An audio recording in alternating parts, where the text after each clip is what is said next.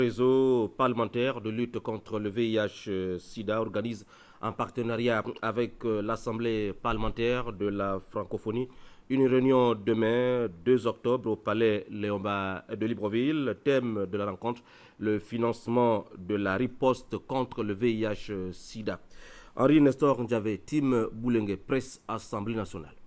Avec pour thème principal le financement de la riposte au VIH-Sida et le rôle des parlementaires à cet égard, la rencontre de Libreville, organisée par le réseau parlementaire de lutte contre le VIH-Sida en partenariat avec l'APF, l'Assemblée parlementaire de la francophonie, vise entre autres à susciter l'échange d'expériences, mais surtout mesurer l'importance que les parlementaires de l'APF accordent au financement de la lutte du VIH-Sida. C'est une réunion importante qui regroupe en son sein tous les coordonnateurs de chaque parlement au sein à Libreville du 2 au 3 pour débattre d'abord plusieurs sujets. Le thème central, c'est le financement de la lutte contre le sida. Vous savez que il y a eu une résolution sur le financement qui a été adoptée lors de la réunion de l'APF à Bruxelles en juillet dernier, et réunion à laquelle le président de l'Assemblée nationale y a pris une part très active d'ailleurs. Qu'est-ce que nous avons constaté? Il a été constaté que beaucoup d'aides publiques au développement sont en diminution. Je crois qu'il y a une réduction de l'aide publique de l'ordre de 13%. Les pays qui se sont engagés à faire des dons auprès du Fonds mondial de lutte contre le sida n'ont pas tenu leurs engagements. À partir de ce moment, nous faisons un commentaire simple que ça voudrait dire que les actions à mener vont connaître des difficultés parce que pour faute de moyens financiers. À travers cette rencontre du palais Léomba est placé sous le haut patronage du président de l'Assemblée nationale, M. Guizou Badama, président de la section APF Gabon. Plusieurs auditions seront programmées. C'est un espace d'échange, d'information, d'expérience, d'échange, de circulation d'idées et de stratégies en matière de lutte contre le sida. C'est également un espace, in fine, d'information et de pression au service des parlements. Nous allons également faire l'analyse de la situation du VIH-Sida dans tous les pays membres de la francophonie qui sont membres statutaires du réseau parlementaire de lutte contre le sida. Au cours des discussions en atelier, nul doute que les membres du réseau parlementaire de lutte contre le VIH-Sida prendront en compte l'engagement des chefs d'État dans la déclaration d'Abuja de 2001 de consacrer 15% des ressources budgétaires annuelles au secteur de la santé, tout comme la déclaration de Paris de 2006 sur l'efficacité de l'aide et de la résolution adoptée par les ministres de la Santé de l'Union africaine dans laquelle ils réitéraient leur engagement d'allouer les ressources financières suffisantes à la riposte du VIH-Sida, enjeu même de la rencontre de Libreville. Sachez aussi que les parlementaires des pays de la CAC étaient, il y a quelques jours, à Libreville, dans le cadre d'un atelier sur le processus FLET. Avant de quitter notre capitale, ils ont visité l'arboretum de Sibang, cette merveille de la capitale gabonaise. Judas Flore Odembe, Tim Boulengue.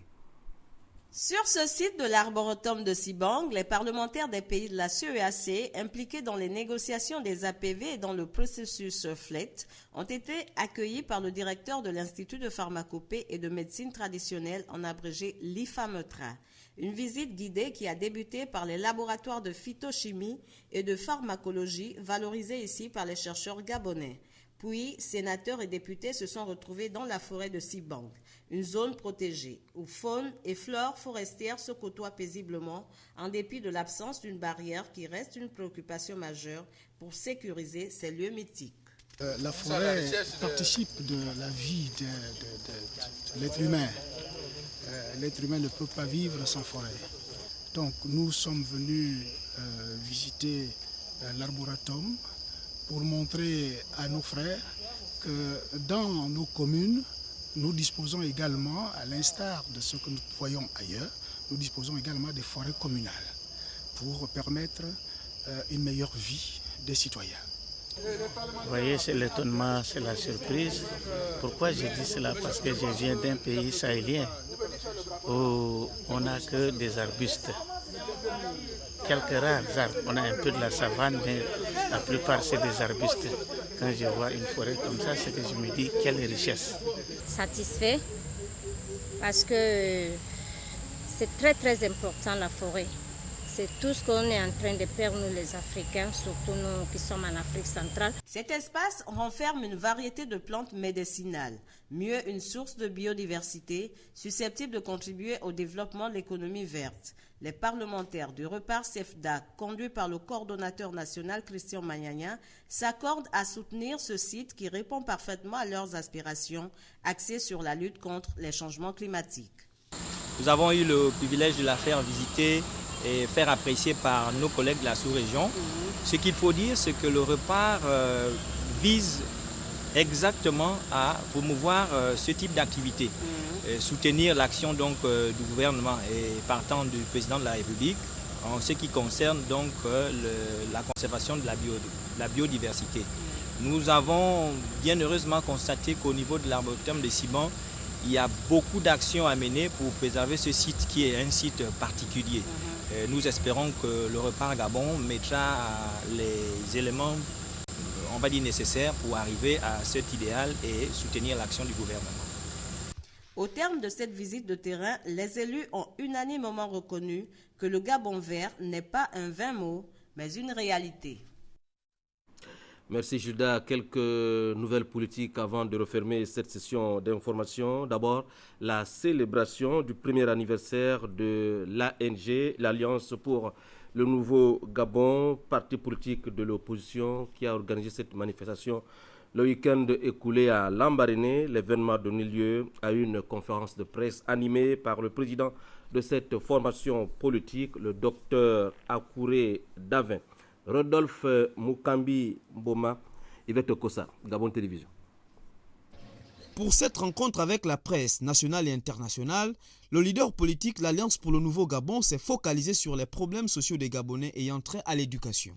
Une scolarité préoccupante en termes d'engagement financier pour des familles souvent démunies. Pour les mères de famille, leur préoccupation est d'envoyer les enfants à l'école, d'acheter les fournitures scolaires, de payer la scolarité, d'acheter la tenue pour les enfants. Mais ça fait beaucoup d'argent. En ce qui concerne le logement, le président de l'ANG dénonce le coût élevé de ces maisons dites socio-économiques. Et les quelques cités qui nous sont proposées, appelées socio-économiques, ne le sont que de nom.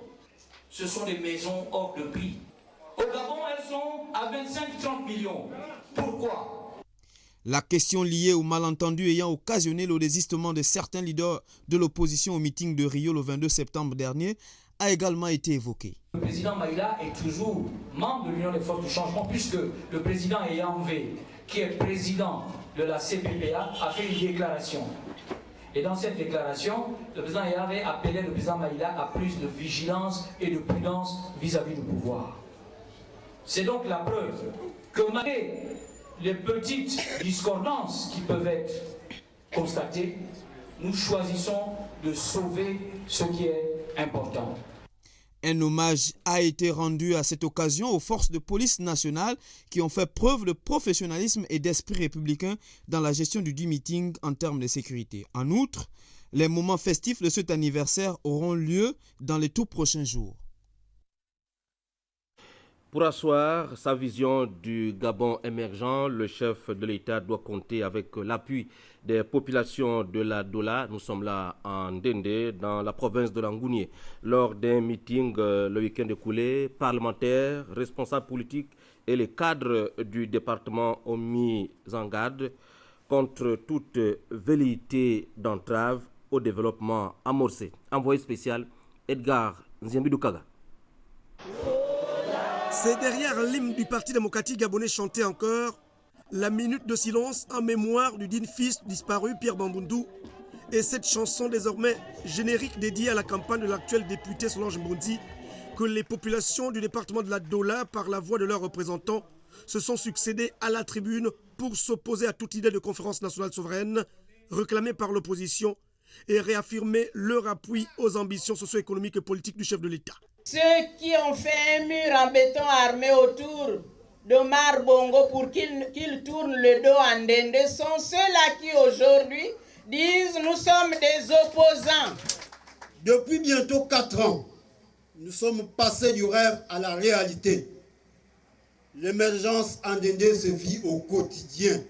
Yali, la jeunesse de la Dola vous assure de son soutien indéfectible. Les parlementaires et cadres politiques de la Dola ont aussi donné du ton à cette rencontre de Ndende. En mettant en œuvre le Gabon vert, le Gabon industriel et le Gabon de service, il sera possible demain au Gabon de se déplacer du nord au sud, de l'est à l'ouest, valoriser notre potentiel minier, valoriser notre potentiel de pêche, valoriser notre tourisme, promouvoir notre agriculture, hisser Ndende en hub régional en matière de services et d'échanges commerciaux. Ndende, camarades et sympathisants du Parti démocratique gabonais, soyons tous acteurs et non spectateurs du processus de l'émergence de notre pays, le Gabon, et de notre Ndende natal. Les politiques doivent être respectueux de la vérité des urnes et des lois qui régissent le pays en temps d'élection. Le développement du pays doit impliquer toutes les énergies disponibles. Quand ils quittent le gouvernement, qu'est-ce qu'ils font? Ils croient qu'ils vont prendre Ali Bongo en otage et ils se retrouvent de l'autre côté. Moi, je ne suis plus au gouvernement, mais je sers mon pays là où je suis. Ici en Ndende, Edgar Jamidou Kaga. Voilà, demain, nous vous proposerons la déclaration du bureau directoire de l'UPNR, l'Union pour la Nouvelle République, chère à Maître Louis-Gaston Maïla, à la suite de l'organisation du meeting de Rio auquel Maître Louis-Gaston Maïla n'a pas assisté. Je vous l'ai dit, voici l'image insolite de ce journal. La femme, on ne le dira jamais assez, ne manque pas d'imagination pour se faire belle et susciter la curiosité.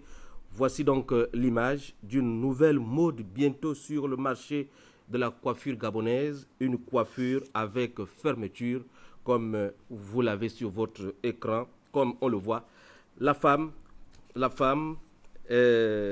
chaque jour consent d'efforts pour séduire les hommes. L'équipe de réalisation de cette semaine est composée à la caméra de Fortuné Ndjiba, Andjokwe, Mambana Bertrand au son, Roger Galay Boukinda au nodal, Madjinou au VTR, Lumière, Ndongba, à l'infographie Lechonja et à la technique Yakunda Tarsissus. Le journal est coordonné toute la semaine par Léa Bifan et Aline Nzila. Merci de nous avoir regardés. À demain 20h.